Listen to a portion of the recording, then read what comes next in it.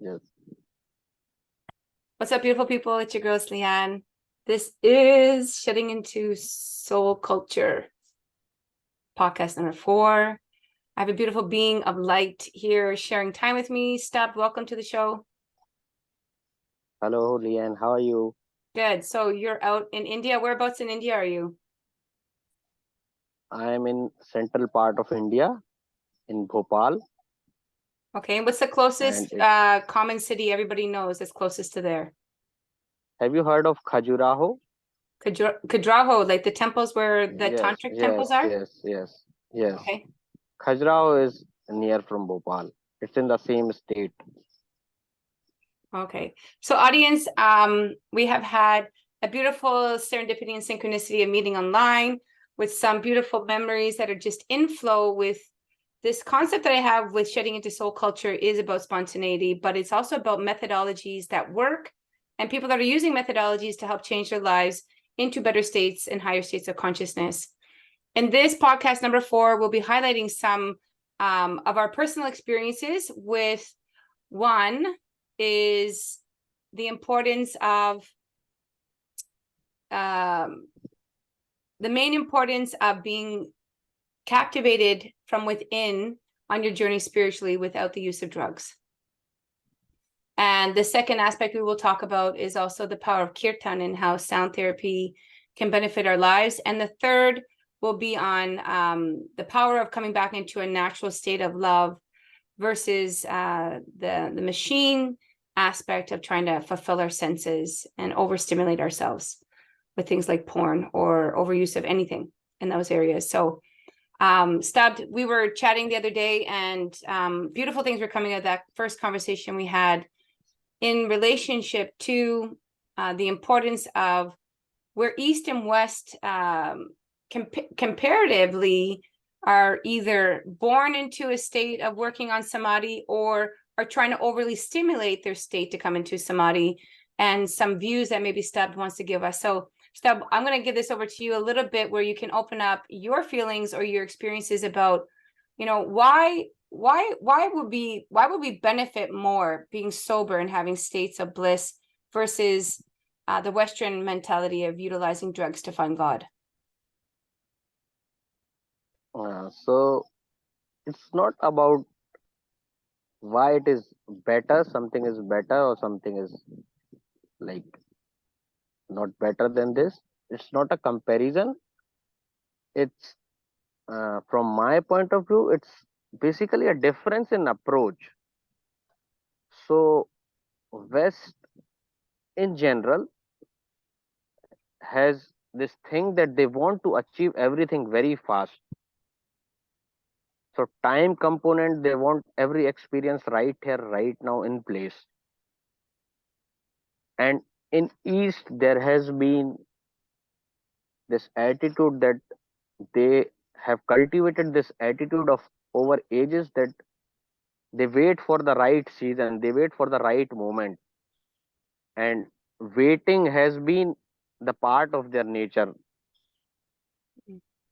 So like whenever you want some experience very fast, you look for some tool which can give you that experience in an instant. And psychedelics and drugs are a medium, a tool for that experience in an instant, and you can buy that experience also. Mm. But the problem is it can give you an experience, it can give you a dream, it can give you a hallucination, but it's not solving anything. Mm. Because the journey of spirituality, the basic misunderstanding that people have is people feel that this journey is going to be blissful, happy, peaceful every time, but it's not like that. You have to go through everything. You have to go through pain and pleasure simultaneously. Mm. It is both ways. You have to go through your past wounds, your pains, and you have to see that, you have to face that, and for that courage is needed. Taking drugs, taking psychedelics, only money is needed. No courage is required from your side. No effort is needed. Mm. we are so much conditioned by millennia of lives that even to reach to a effortless state, first effort is required from our side.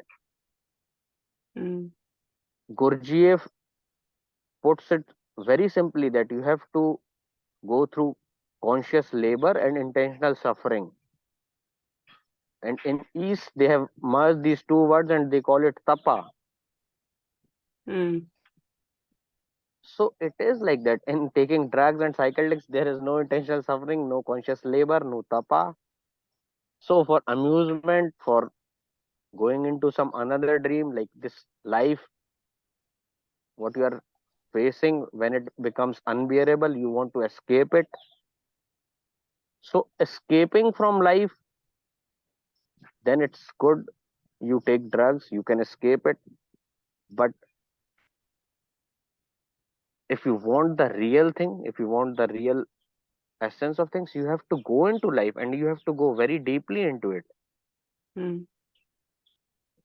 That's why drugs are not giving any experience at all, according to me. They are even they are giving illusion of experience also. Mm, And I mean, you cannot enjoy the fragrance of a plastic flower for very long if you are intelligent enough. mm, What in like you can for some time, some days, maybe for some being some life, but it totally depends on you. mm. But sooner or later, you will realize that it is a plastic flower. You know, the beautiful thing about being Western and then also having my own personal awareness of how Eastern philosophies or Eastern methodologies have helped me through my Western living is what's coming up for me while you talk is like the reality is Western people are unconscious anyways, so they're not going to really understand until it's the right time for them. And I think that's an important thing to address while we're debating, or it's not a debate, but it's a sharing of wisdoms of East and West, because the reality is I've lived in the West with also an Indian tool for over 30 years that has helped develop the awareness of exactly what you're talking about, where I even meet Indians who are overly intoxicated to stay that way and to stay numb in their beliefs of their sadhana. So there's a lot of the tapas benefits. I can say what I have seen personally, because we can only really talk from our personal experience of even in association with being Western, but having the tapas of doing the discipline and leaving all those things since I was like 19 years old. The reality of the good samskaras that have traveled with me and the finer aspect of the consciousness that is developed through being sober was having new experiences by being open, not being closed, because there's something beautiful in developing an understanding of the light of the divine in the highest form of our highest self and being replenished by that energy. But then the joy and fun of life is multidimensional. So the only thing I can say why people would be unconsciously active, whether they're in India or in the West, would be the multidimensional attitude. Because of the shape of already receiving the light, it's the playfulness, right? But the awareness of longer periods of time in the light of the samadhi energy and the replenishment of life, you know, is a peaceful life. And that's the only thing that separates whenever you're putting intoxication into the body for longer periods of time or become dependent upon it, right? So I'm just talking from many experiences of being exposed to all of these dimensions. Is see, the big thing for listeners is could be the curiosity running through their mind. Well, what's really the biggest difference about life is that we want to have fun. We want to we don't want to be stagnant in doing the same thing all the time, even when we're at peace. It really depends on the level of samadhi state that we're walking with, and that's why the fluctuations of what we use in order to entertain life are there. But highlighting on the importance of having that tapas, which is our discipline or our sadhana of strength building, is if it doesn't kill you, it makes you stronger. Yeah. That's the only difference. That's the highlight that I'm thinking for myself, is like, after probably 20 years of not smoking marijuana, and then I came into association with somebody who smoked hashish on a regular basis. I saw unbelievable, amazing healing qualities, that if substance is used for healing, like Dambantri, if substance is used at appropriate times, even when we're receptive to it based on karmatic situations and vulnerable to it as a meditating body, there are many aspects of relaxation that we don't allow the mind to soothe into, to get used to this samadhi flow of the non-doing, the relaxation for longer periods of time. And that's also because we live in a very fast-paced, competitive mentality ingrained in us, which doesn't work for health. It has never worked for health. It's been proven it goes against all of the flow of what life is probably offering us. But I still feel like these are just some important highlights that I'd suggest. What do you think? So first thing, Leanne, at this point, I want to clarify that the West and the East that we are talking about, it's not the geographical location of like India or West. It's the quality of mind. For me, the Western mind can be a person living in India also, and a Eastern mind person can be living in West also. Because for me, a Western mind is something which is in rush, which is fast paced, which wants everything at a speed. Mm, And Eastern mind is someone who is accustomed to waiting. It's slow. It doesn't want to move. And each of these mind has its own quality and its own, you know, its own qualities it has, and it has its own benefits, and it has its own cons also. mm, Because when you are in too much rush, you want everything so fast. But the quality of Western mind is, because it wants everything, it wants truth also. So there is urge for truth. mm, There are so many seekers in West nowadays, and they are so sincere about their urge for truth. You won't find many seekers in East. mm, That's the problem, because they have developed this habit of waiting. So they are now in this zone that it will come on its own. I agree, it will come on its own, but now their effort is totally shifted. mm, Their urge has gone because of this too much dullness, too much waiting. mm, And West has this quality that so many seekers are there. They have the real urge for truth, but you need patience for it. mm, Everything in life goes by the law of farm. You plant a seed, you nurture it, and then you have to wait for it to flower. mm. You know what's so And beautiful, though? I'll flower, just tell you one thing. Sorry to interrupt you. The one thing that's so beautiful about this awareness of the relaxation state of the East and the doer aspect of the West, why so many really great masters came to the West with that, to combine it, because both need each other and both need the opulence and the capacity to expand consciousness, to better Mother Nature, to better the evolution of what we are as a spirit being in this human body. And so I just thought I'd interrupt with that, awareness, just because so many of my gurus from my journey, like in all of my awakening with yoga, and how many opportunities I had to sit and learn with so many different beautiful mindsets, really got me into an understanding of trust. The main two things were trust and love, and to trust in this flow state, and also trust in the abundance state, and then the truth aspect of what we call Satchit Ananda. The beauty of just being pure, like Bolinath, the purity that we need to practice, everything falls into place.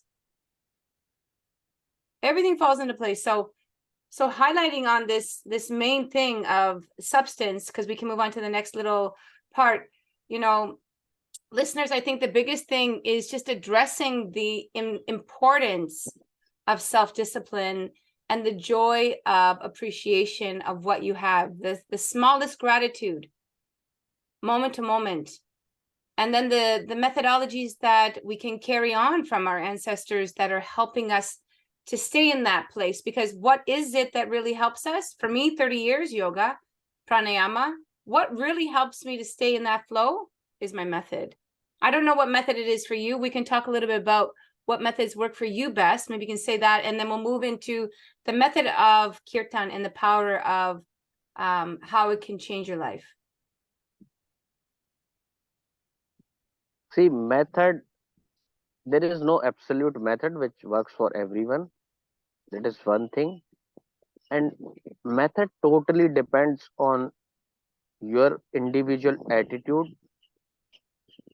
your conditionings from past, your environment, your place and time where you live.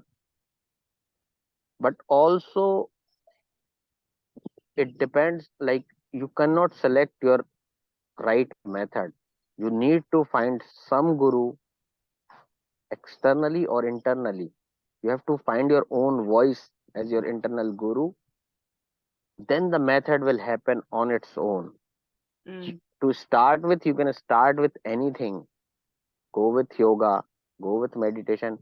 For me, what worked for me, that I'll advise to your viewers also, that just start by sitting 5 minutes into meditation every day at the same time, same place, nice.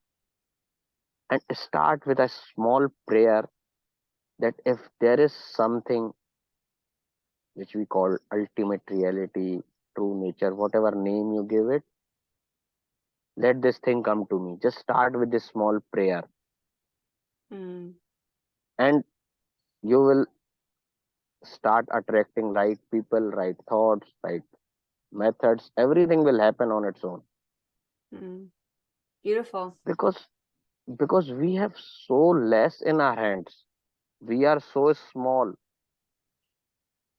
Our effort is, I mean, we have to pray to this whole existence because it's so vast.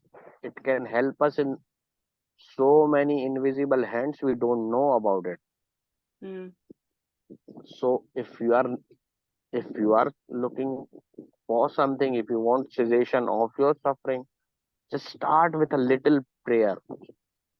mm, And for me, consistency is the key, because every prayer, every technique, every method, it has a timeline. For a particular amount of time, based on your state, you have to work on this thing, and then it will drop by itself, and then according to your state, according to your stage, new step will occur on its own, spontaneously. You don't have to do anything for it.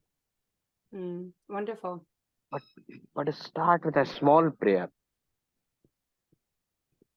Setting the Or if it's intention that you're saying is setting the intention. yes.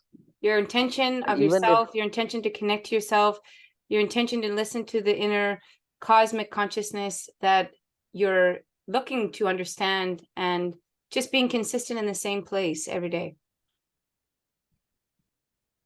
and even if that's difficult for you, there is another way which you can try. If it's not possible for you to pray for 5 minutes, just sit for 5 minutes with a being you want to be. Like, if you have someone or something in your mind, just sit with a photograph of that master. Or if you have a real master, live master, just sit around him, or Yeah. and you will see the magic happening. Yeah. Yeah, it's powerful. The powerful connection that we have alone, just to meet here and to face each other and learn together. The same thing is whatever transmission of energy that that person had achieved, it's available through that connection. But really, the illusion with pictures is that they're dead. What you're really experiencing is the life force energy within you that's getting activated through the memory of those pictures. And that's another thing for listeners to understand. It's like, it's actually you. Everything is you. You know, when I come in front of the Murtis, they're empty, cosmic energy. And what I identify within myself that I need to deal with comes right in front of me.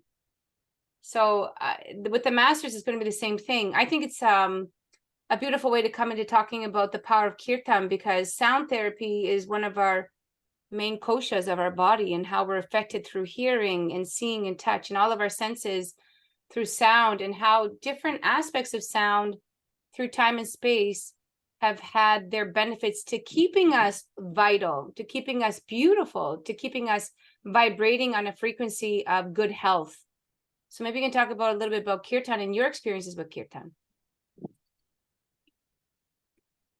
So me, for Kirtan is just in a line. For me, Kirtan is someone reminding you that you are Simba.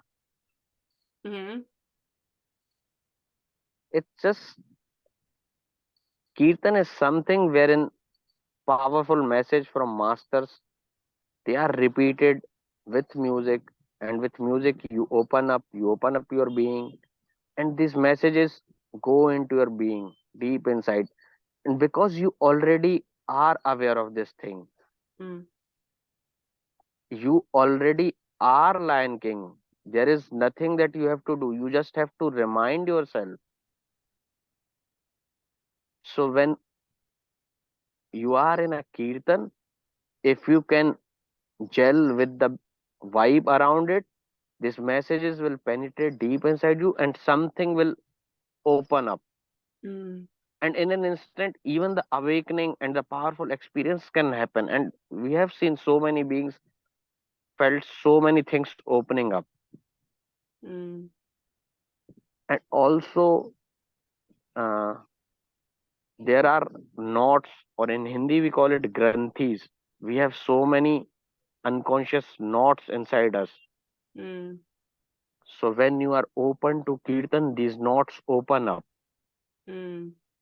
That's why you can see people sometimes they cry so much, or sometimes a burst of laughter. Anything. The only thing that I want to emphasize here is, whenever you are in kirtan, just be with it totally. Mm. Be with yourself at least in that moment, and that can work for you also. Kirtan is also a tool, and it's a very powerful tool. Mm. And anything, anytime, we are not aware like what may strike us. So everything, every tool, like you said, these idols or the pictures, they are dead, but they are also tools. Yeah, They are also beautiful. tools. Everything, because you are alive. Mm. Even a message saying that you are Simba, it is dead, but Simba is alive in you. The God is living inside you, and He is live. Mm. So this idol or photograph, this is just reminding you that you are also the same thing. You Mm. also have the same inner beauty. You also have such big heart as this awakened master, Mm-hmm. because there is no other. The beautiful thing of your awareness of the slowing down, though, is where even things like that in our surroundings, like everybody has pictures everywhere. Life, the trees, the synagogues, the churches, the shopping malls, every second, the interaction of that life force energy is available in that powerful place within us. It's whether or not we want to harness it to carry it with us with that awareness. And I think that's what the cultivation is about, meditation, because myself on my journey, I've had so many beautiful things to continue to learn, and then life slowed me down with the last couple of years of an interaction. But what I see from both is the redevelopment of the subconscious itself. And so there are seasons where some samskaras will hit us hard for the good, like Krishna says in the Gita Sar. And we have to recognize those peaks and valleys. Like if we're really surrendering on this path to know, yeah, I'm here for this reason. And like a lot of people are voicing that as young people. They're like, okay, they're talking about fifth dimensional awakenings, ascension. There's so much talk about all of these different things out in the world right now. There's so many great writers in New York City. There's so many great writers that are all really trying to activate great wisdom. And they're working in so many different dimensions of getting the same message out. So people in the West are really coming through their personal development in new ways that are resonating in a whole other vibration in the East, because vibrationally in the East, it's instilled in the whole place. It's the roots in the place of where it was rooted, right? So there's something beautiful I've recognized about both. And I thought I would just highlight on the beauty of evolution of the East and West is it's already in the bodies of the East because of the foundation of the earth and the nature and the masters and the energy that's been flowing there. Even the Ganges are flowing there. And like we have part of the Ganges, but in a different way of living with it because we're not worshiping, we're not bowing down to it. And, you know, we forget, like we do find ourselves needing nature, but nowhere near the humility of connecting it to a storyline from the Eastern philosophies that have God involved with it, right? We do see God, but not intentionally bow down to the earth all the time, where it's massively bowed down to in the East, right? So I just thought I'd give a highlight about the importance of that, because that significantly makes a huge difference, even in the way that we talked about psychedelics and how we approach it, you know, from our understandings of being a newer part of the world and lesser population, and the virgin attitude of our understanding of our cultivation of spirituality versus the ancient older aspects that are in the East. And it's a huge vibrational shift. They're huge impacts where we benefit each other. So I just thought, when we're coming from this in the power of kirtan audience, you know, sound therapy, primal sound, when we're meditating, he talks about getting into a place in a state alone when you're all by yourself and cultivating that 5 minutes a day, sending an intention every day. Check out the sound that starts to happen within you and looking within to that sound within your ear, within you. And that is the vibration that starts to heal. And then it turns into more words and then melodies and then expansion of languages and culture and religion. And it's all connected through that sound that's humming within you. But I just thought I'd give a highlight of the importance of why kirtan, or the replenishing of our divine worship to these sounds that we get through connecting to ourselves within ourselves, or praising God in whatever shape and form within ourselves, that actually makes the light turn on a little bit brighter, and we're healthier and we're better in our interactions. But I know with our timeline right now, we got about 5 more minutes. I wanted to finish this with some awareness of a podcast that I watched a whole talk of Nityananda, and I just posted it on my page. And it was the importance of the naturalness of our interaction with our sexuality versus where the suffering of that stimulation is with porn in the industry in the world, and our hungering and our craving of our overuse of our mind versus the natural flow of nature like animals have, right? And he was mentioning in there, and I just kind of feel like this is a huge part of where pranayama and even yoga asanas can't change that for the world, because it's one of the biggest addictions, which also increase the addiction to food and increase the addiction to the lack of holding relationships longer periods of time. The value of our relationships that we're connecting with because of the stimulation is not even practical to what reality is for us. And so highlighting on that just for a little bit, maybe you can talk for a couple minutes, and then we'll be ending this for this time, just because our timeline, we got about 4 minutes right now. But just talk about your feeling and your experience about that. What do you think?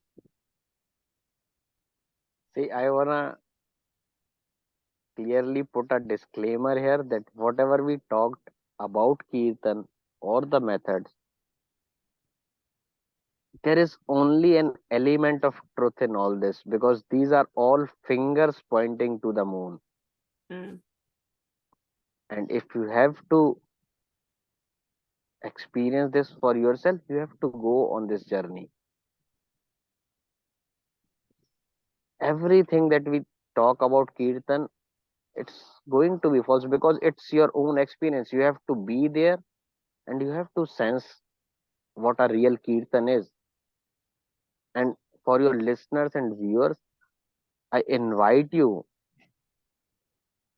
to listen to Anatta Kirtan. We have very beautiful musicians here. They have composed their own Kirtan songs, and just listen to them. And they are doing live Kirtans, I think, online also once a week. So just be there, listen to it, and then you will realize what we are talking, because sometimes you hold that finger instead of looking to the moon. Mm. So same is with the methods. You have to be there, you have to try it for yourself, and you have to find your own truth. And in the end, it's same for everyone. But you start your journey from where you are. Even journey to your, like your journey to Himalayas, it will start from where you are right now. Mm. Beautiful.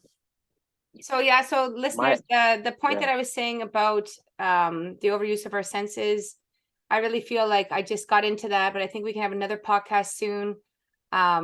We are spontaneous. This is happening because of the real wish that I have in shedding into soul culture. And my beautiful new friend, Stabdh, you have been cultivating so many beautiful things for yourself. I want to thank you for showing up today and being eager enough to continue to light this candle of consciousness that's spreading internationally from east to west. I salute you. And we will be putting some namaste. links out to the kirtan so people can check it out from here. Have yourself a beautiful day out in India and keep spreading that love. I am so grateful. Thank you everyone for listening, and thank you Lian for giving me this platform. I am so grateful for sharing this. Thank Thank you. you. Namaste.